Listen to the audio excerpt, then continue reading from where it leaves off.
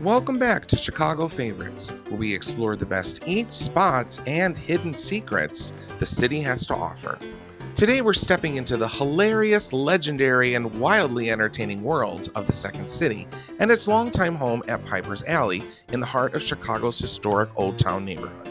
The Mainstage Theater, located at 1616 North Wells Street, has launched the careers of some of the biggest names in comedy history, from Dan Aykroyd, Joan Rivers, John Candy, Gilda Radner, and countless others.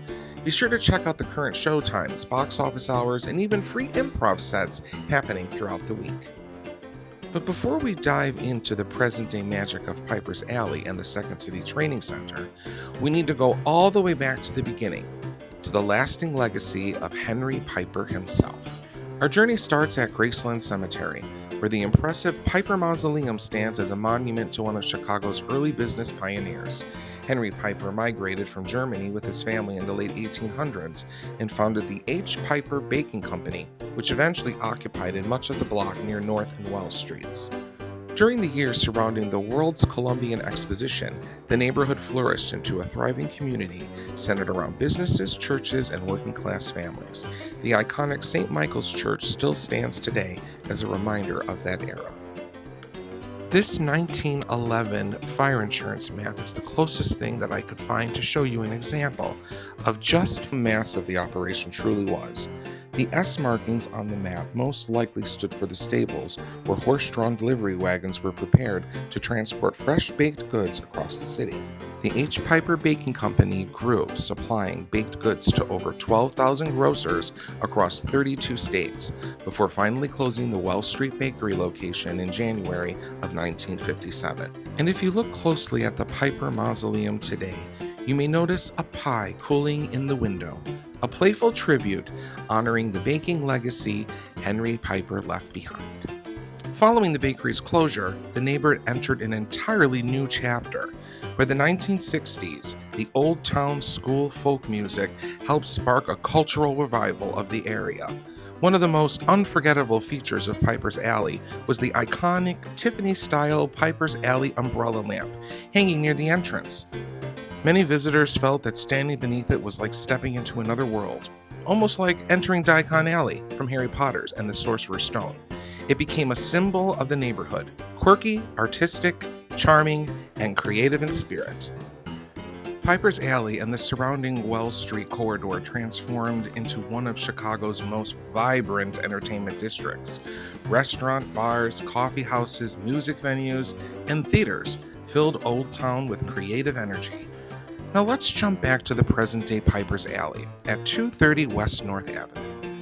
As you enter the building, you're immediately surrounded by the world of the Second City Training Center and its many theaters.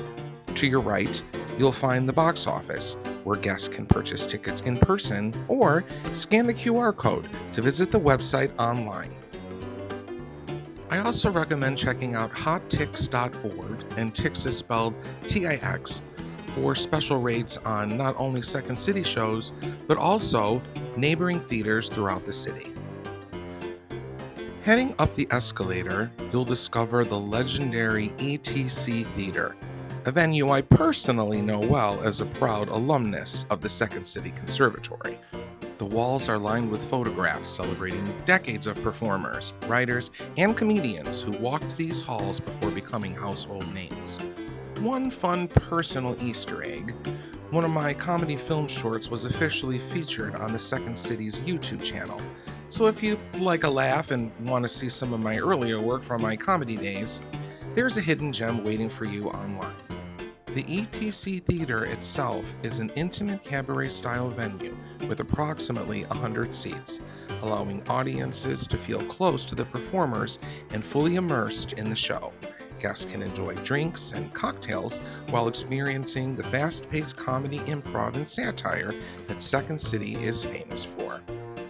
Pro tip for aspiring actors and comedians: if you're interested in breaking into the entertainment business, I've included a QR code for Talent Managers for Actors Facebook group, a supportive community where professionals share advice about agents, managers, casting directors, unions, auditions, and building a successful acting career.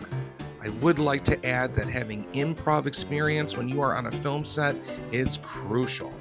This photograph of Gilda Radner, John Candy, Dan Aykroyd, and Andrea Martin was one that I often genuflected on as I approached my training room classroom.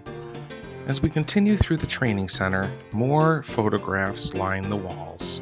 Oh, yep, that was Chris Farley.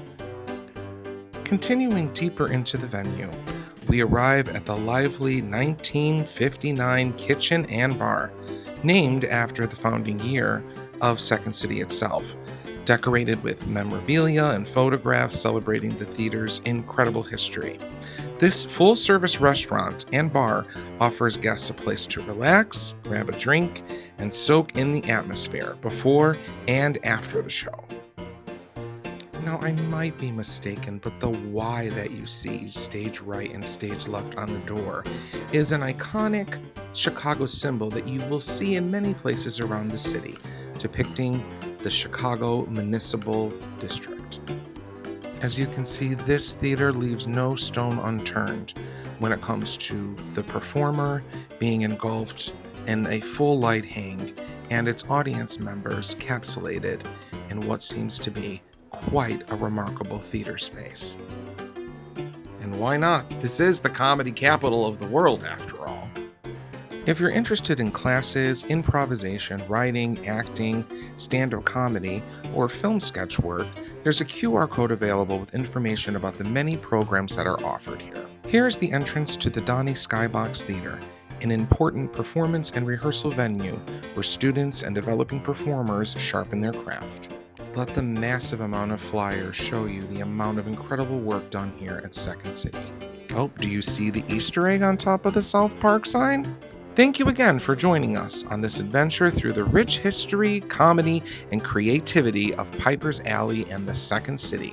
Be sure to like, comment, and subscribe to Chicago Favorites, and we'll see you on the next adventure.